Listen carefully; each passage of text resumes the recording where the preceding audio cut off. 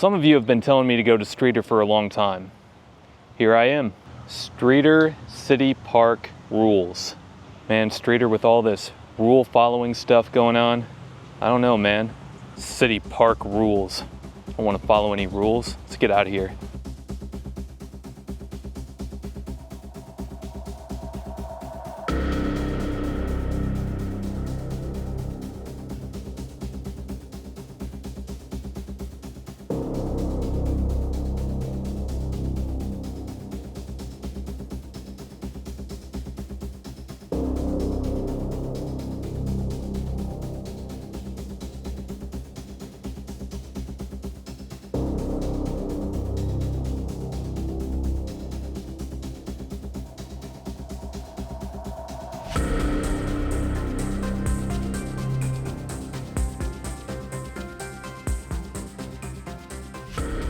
You know, I've talked to a few people from Illinois at this point in the YouTube journey, and people talk to me about Illinois in the comments. And something that I've heard people say about Streator is, keep your Peter out of Streator. Heck, that's even what the welcome mural says when you head into town from the west. Oh wait, that says Streator, a quiet surprise on the prairie. Freaking idiot! Sorry, if you're from Streator, I apologize. I can be dyslexic sometimes. That was just kind of stuck in my head because I had some people tell me about that. And yeah, you can understand the mix-up. I mean, people do say that a lot. I'm not making that up. However, I couldn't find any factual data to prove if that's a fair claim or not. Really, it seems like it's the kind of one-liner that people toss around on Facebook just to farm some laugh emojis. See? LaSalle County doesn't even make this map. So yeah, that little rumor? Total bust. The fake news. It's fake. Phony. Fake. Shocking. Yeah, I know. Something on Facebook that isn't true. Who would have thought? But Streator's challenges go way beyond silly Facebook gossip. Let's talk about the real issues. The town is about 100 miles southwest from downtown Chicago. LaSalle County has a population of 110,000, but most of that is along the Illinois River in towns like Ottawa, LaSalle, and Peru. Streator, however? Yeah, it's far away from all of that, being about 15 miles south of Ottawa, isolated in the far southern portion of the county. Streator has had a rough go of it over the years. The population has declined by 4,000 since its 1960 peak of 16,800. That goes along with the loss of jobs in the area. First, Streator was a coal mining town, then it became a glass making town. Now, it's neither a coal mining town or a glass making town. No coal mines left, no glass factories left. As I was starting to say, Streator's economy was built on glass, but just like glass, it eventually shattered, and now there's little shards of glass scattered all over the city's streets, and the city leaders are still wandering around barefoot, trying to piece it all back together. And it's not an easy task. Before we move on, if you enjoyed this video, make sure to head on down below and find that subscribe button, hit it, and like this video. And if you don't, then you're probably someone who reads every rule on the city park sign and obeys them. Let's back up to the very beginning, shall we? The city was first founded under the name of Hardscrabble, then they changed the name to Unionville before settling on the name of Streator. If you thought that the YouTube algorithm was indecisive, think again. The name Streator comes from Worthy Streator. What up, Sir Worthy Streator? Now that's a name. Our guy Worthy Streator was worthy of being the president of the Vermilion Coal Company. The company acquired mining rights to large tracts of land along the Vermilion River near the border of LaSalle and Livingston County. They then started to dig. By the way, since someone always shows up in the comments finding the pettiest of petty little mistakes I make in every video, I'll beat you to it. The city's own website spells Vermilion wrong. Yeah, the river is spelled with one L, not two. The company's on-site manager Ralph Plum, what up Ralph Plum? Not as cool of a name, became the town's official founder. Plum ended up living in Streator for the last 35 years of his life. Plum was also the one who designed the large city park in the center of town. He didn't come up with the rules though, someone named Karen probably did. Eventually, the Vermilion Coal Company merged with other northern Illinois coal companies and it became the Chicago, Wilmington, and Vermilion Coal Company. Coal mining, however, started to fade in the early 20th century. The seams here weren't thick enough to justify the cost of modern machinery.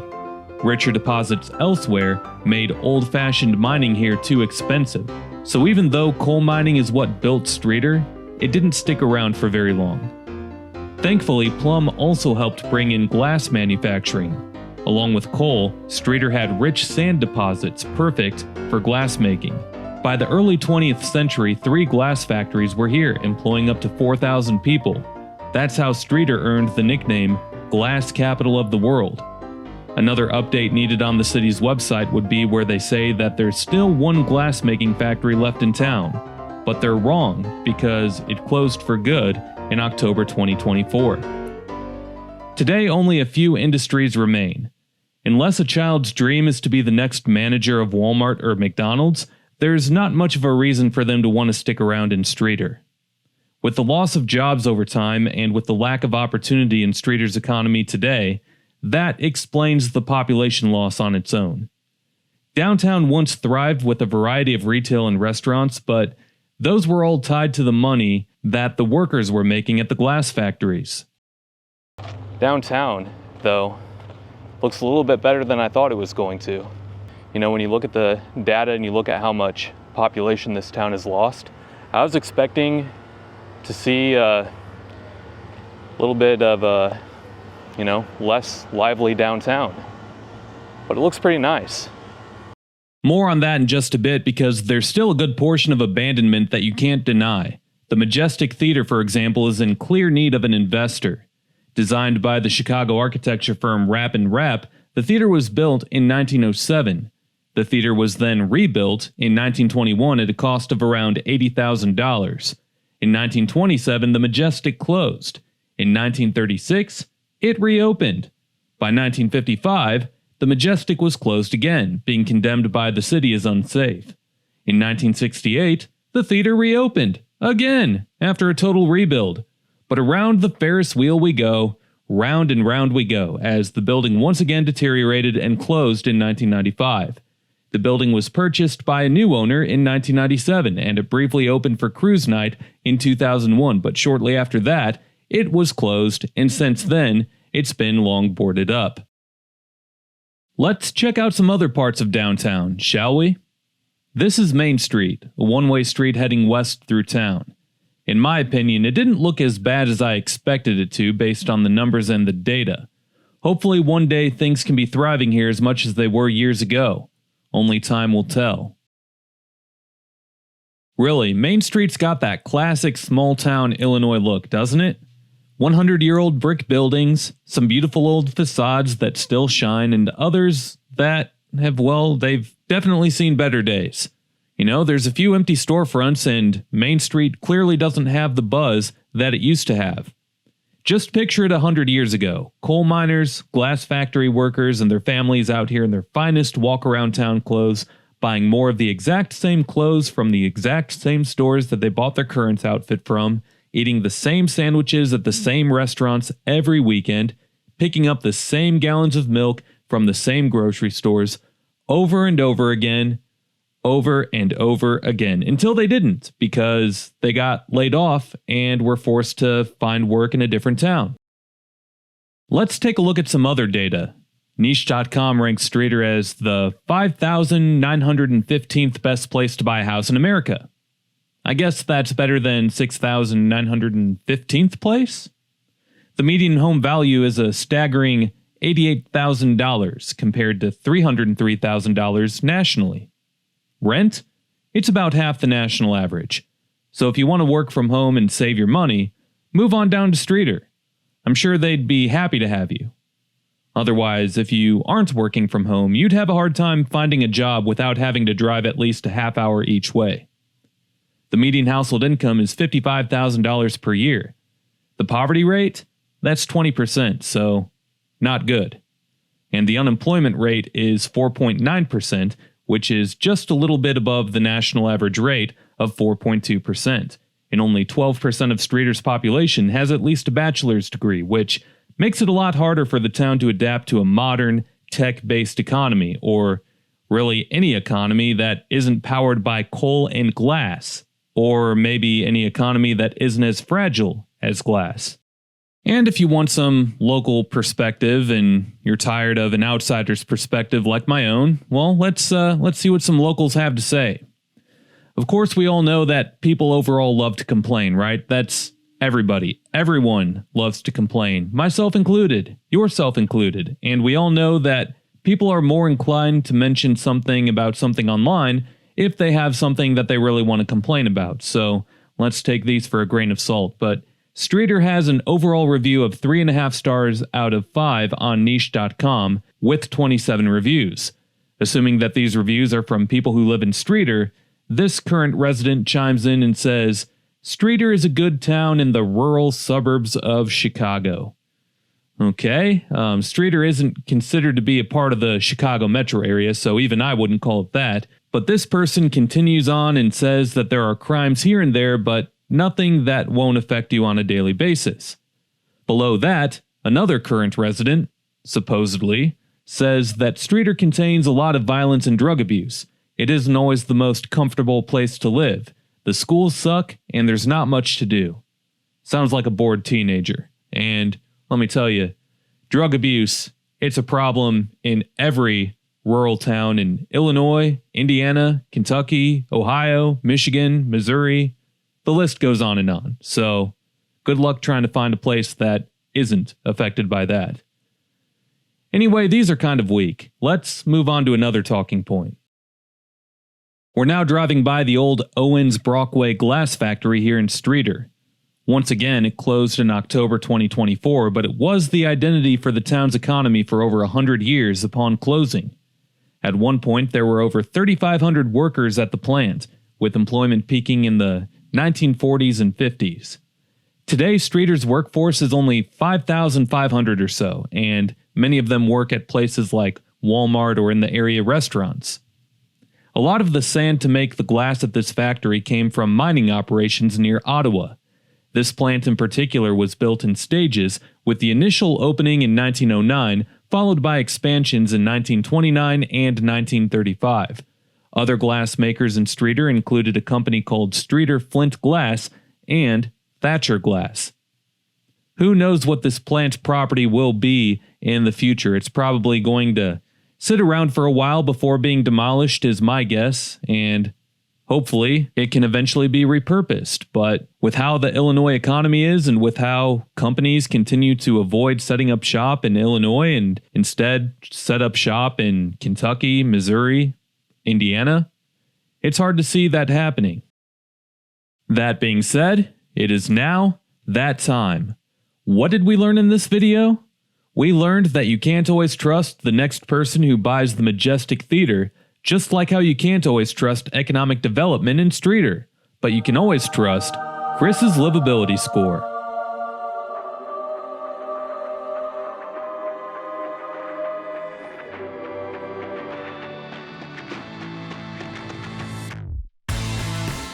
Education. Streator Township High School doesn't have the best grades. Not saying that everyone from here is dumb, so don't twist my words. I'm just saying that the high school graduation rate is 81%. So if you're wanting to raise a family in LaSalle County and you want good performing schools, if that's a priority for you, check out Seneca. It has the best performing high school in the county, whereas Streator is second to last. Education gets a 4 out of 20. Crime. People keep telling me in the comments on other posts and videos that Streator has a high crime rate, but not from what I can gather. The violent crime rate according to the most recent FBI data is 158 for every 100,000 residents, whereas the property crime rate is 1250 for every 100,000 residents.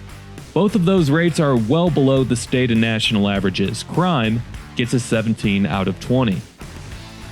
Downtown. The potential is there. The park is nice, about half of the storefronts are occupied, half are empty. It seemed to me like there's been some real effort made by the town to keep it looking as decent as they can. Downtown gets a 10 out of 20. Economy. The economy here is shot. It doesn't help that it's far away from the area's interstate highways. Well, it might not be far away, but for Illinois' sake, it kind of is. There's an interstate highway every 10 miles in Illinois, it seems. But my point is that other places are much more conveniently located right off of the highway, making it that much harder for Streator to try and find some positive economic momentum. Look, I don't feel good about the future here personally. It's really hard to see population growth occurring anytime soon. Economy gets a 3 out of 20. Environment. And here we go. There is indeed a Superfund site in Streator in the very far southeast outskirts of town. It's called the Smith Douglas Superfund site. It's a 124-acre site that was used for fertilizer manufacturing, which used naturally occurring phosphates found in rock that was mined in Florida. The mining process used acid to free the phosphates for use in fertilizer production, which resulted in a 25 to 40 acre pileup of gypsum waste right here in Streator. There's been numerous attempts at cleaning up the site, including a seal order placed by the Illinois EPA in 1988. $500,000 was spent to perform immediate removal of hazardous waste at the site, however, and there's still a lot that needs to be done, and more funding is needed for a permanent cleanup. Well, the good news about that site is that it's a mile away from the neighborhoods of South Streator, and it's even further away from the city of Streator. Plus, it's downstream along the Vermilion River rather than upstream from the city. But still, that's concerning, and it affects the environment, especially those who use the river for recreation. Plus, whenever it rains so hard that it floods, you have to think that some of that waste gets caught up in the flash flood water and then gets carried downstream. Environment gets a 12 out of 20. Recreation. It's Streator, Illinois, yo. Don't get your expectations up too high. Starved Rock State Park is 15 minutes or so to the north, as is Buffalo Rock State Park. Otherwise, there's not much of anything around. It gets a 5 out of 20. History. Streator actually developed well after many of the other cities, towns, and villages within LaSalle County. It wasn't founded until after coal deposits were found nearby, but at that point, many of the other towns had already been established. Anyway, once the coal deposits were founded, Streator really took off pretty quickly. Its history of glassmaking, however, is what leads the way in the history department rather than coal mining. There's still plenty of glass bottles around with the Streator trademark on them. History gets a 13 out of 20. Amenities. Like with most dying rural towns that once thrived on manufacturing, outside of Walmart, your options are limited.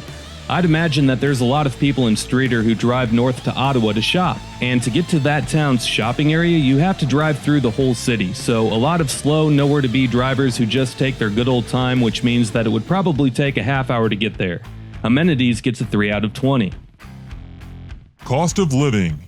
You know the deal here. Median value of a home in Streator is $88,000, which is nothing in today's economy. But it's cheap for a reason. Tack 1 point off for the Illinois taxes, especially if you're a small business owner, and cost of living gets a 19 out of 20. All in all, the Chris Livability score for Streator, Illinois is 86 out of 180, putting it actually in 6th place out of all of the places that I've done this for in Illinois so far.